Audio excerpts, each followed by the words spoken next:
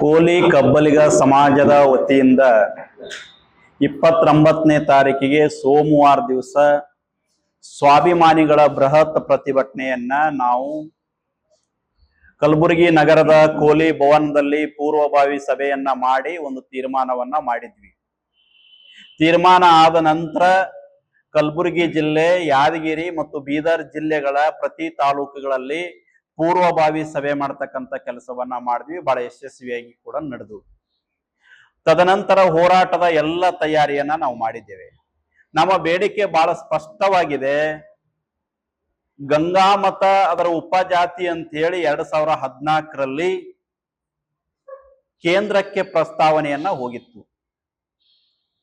ಅದು ಸುಮಾರು 3-4 ಸಾರಿ ವಾಪಸ್ ಬಂದಿದ್ದಕ್ಕಾಗಿ ಸುಮಾರು ಕೊನೆಯದಾಗಿ ಯಾವತ್ತು ವಾಪಸ್ ಬಂದಿದೆ ಅರ್ಜಿಯದಿಂದಂದ್ರೆ 2023 ಅಕ್ಟೋಬರ್ಗೆ ವಾಪಸ್ ಬಂದಿದೆ. ಮೊನ್ನೆ ಅಕ್ಟೋಬರ್ಗೆ 2 ವರ್ಷ ಆಯ್ತು. ಇಲ್ಲಿ ತನಕ ರಾಜ್ಯ ಸರ್ಕಾರ ಅದರ ಬಗ್ಗೆ ಯಾವುದೇ ಕ್ರಮವನ್ನ ಜರುಗಿಸಿಲ್ಲ. ಅದರ ಬಗ್ಗೆ ಏನು ಯೋಚನೆಯನ್ನ ಮಾಡಿಲ್ಲ. ಅದರ ಬಗ್ಗೆ ಒಂದು ತೀರ್ಮಾನವನ್ನ ಮಾಡಿಲ್ಲ.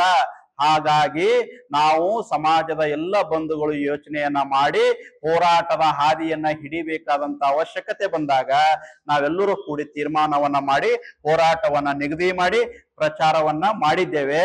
ಹಾಗಾಗಿ 29ನೇ ತಾರೀಕಿನ ಹೋರಾಟ ಯಾವುದೇ ಕಾರಣಕ್ಕೆ ನಾವು ನಿಲ್ಸಲ್ಲ. ಯಾಕೆ ನಿಲ್ಸಲ್ಲನಂತ ಮಾತನ್ನ ನಾನು ಹೇಳಿಕೆ ಬಯಸ್ತೇನೆ. ಸರ್ಕಾರದಿಂದ ಅಧಿಕೃತವಾಗಿ ಆಗಿರ್ಲಿ, ಸರ್ಕಾರದ ಪ್ರತಿನಿಧಿಗಳಾಗಿರ್ಬೋದು, ಅವರು ಸ್ಪಷ್ಟವಾದಂತ ನಿರ್ಧಾರವನ್ನ ಈ ಸಮಾಜವನ್ನ ಮತ್ತೆ ಪರಿಶಿಷ್ಟ ಪಂಗಡದ ಪಟ್ಟಿಗೆ ಸೇರ್ಪಡೆ ಆಗಲಿಕ್ಕೆ ಕೇಂದ್ರಕ್ಕೆ ರಾಜ್ಯ ಸರ್ಕಾರದಿಂದ ಏನು ಪ್ರಸ್ತಾವನೆ ಹೋಗ್ಬೇಕಲ್ಲ, ಅದರ ಬಗ್ಗೆ ಸ್ಪಷ್ಟವಾದ ನಿಲುವುಗಳನ್ನ ವ್ಯಕ್ತಪಡಿಸಿಲ್ಲ.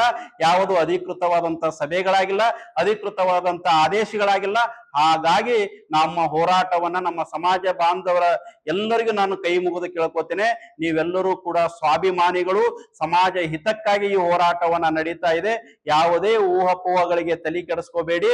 ನಾವಾಗ್ಲಿ, ಬಾಣಿಯಕ್ಕವರಾಗ್ಲಿ, ಶಾಣಪ್ಪನವರಾಗ್ಲಿ ಎಲ್ಲರೂ ಕೂಡ ಇವತ್ತು ಒಂದು ತೀರ್ಮಾನ ಮಾಡಿ ಗಟ್ಟಿಯಾಗಿ ನಿಂತ್ಕೊಂಡಿದ್ದೇವೆ.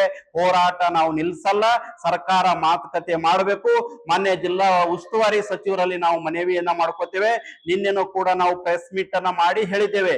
ಈ ಸಮಾಜದ ಎತ್ತಿಡಿಬೇಕಾದಂತ ಜವಾಬ್ದಾರಿ ನಿಮ್ಮ ಕೈಯಲ್ಲಿದೆ. ಈ ಸಮಾಜದವರು ನಾವು ಇಡೀ 16,000 ಸಂಖ್ಯೆಯಲ್ಲಿ ನಾಳೆ ಕಲಬುರಗಿಗೆ ಸೋಮವಾರ ದಿವಸ ಬರ್ತಾರೆ. ಅವತ್ತು ತಾವು ಬಂದು ನಮ್ಮ ಬೇಡಿಕೆಯನ್ನ ತಾವು ಸ್ಪಂದನೆಯನ್ನ ಮಾಡಬೇಕು ಅಂತ ಹೇಳಿ ನಾವು ಮನವಿಯನ್ನ ಮಾಡ್ಕೋತೇವೆ.